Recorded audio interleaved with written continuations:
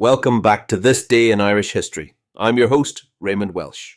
Before we dive into today's story, if you'd like to explore other significant events that happened on this day in Irish history, visit thisdayirishhistory.com. The link is in the episode description. Now, let's journey back to February 16th, 1886, when the Irish Catholic hierarchy formally endorsed the Home Rule movement, marking a pivotal moment in Ireland's quest for self-governance. The Home Rule movement, led by Charles Stewart Parnell and the Irish Parliamentary Party, sought to establish a separate Irish Parliament to handle domestic affairs while remaining within the British Empire. The campaign had gained significant momentum throughout the late 19th century, but opposition from the British government and Irish Unionists made progress difficult. Until this point, the Catholic Church in Ireland had largely remained cautious about taking an overtly political stance on Home Rule. However, their endorsement on this day in 1886 changed the dynamic of the movement, giving it an unprecedented boost in legitimacy and support among the Irish people. The Catholic Church played a central role in Irish society, wielding immense influence over the daily lives of the majority Catholic population.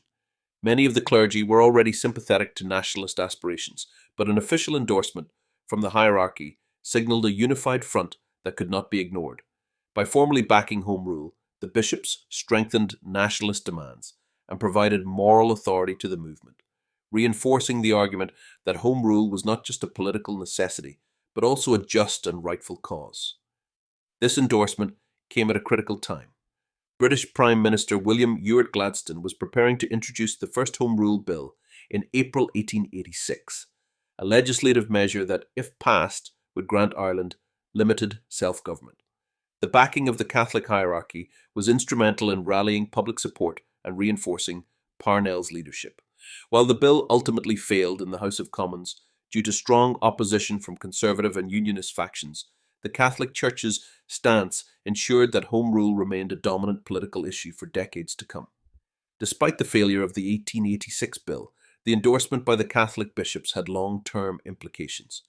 It solidified a powerful alliance between Irish nationalism and the Church, an influence that would persist well into the 20th century. The endorsement also helped to counteract Protestant Unionist claims that Home Rule was merely a radical or sectarian endeavour, presenting it instead as a moderate and just political cause with widespread backing. Over the following years, Home Rule would remain a contentious issue, with subsequent attempts to pass similar legislation met with resistance. The second Home Rule Bill in 1893 was again defeated in the House of Lords, and it was not until the third Home Rule Bill of 1912 that significant progress was made. Even then, implementation was delayed by World War I and ultimately overshadowed by the 1916 Easter Rising and the Irish War of Independence. Looking back, the Catholic Church's endorsement of Home Rule on February 16, 1886, was a defining moment in Ireland's political history. It reinforced the nationalist cause, legitimised the demand for self-governance, and played a crucial role in shaping Ireland's path toward eventual independence.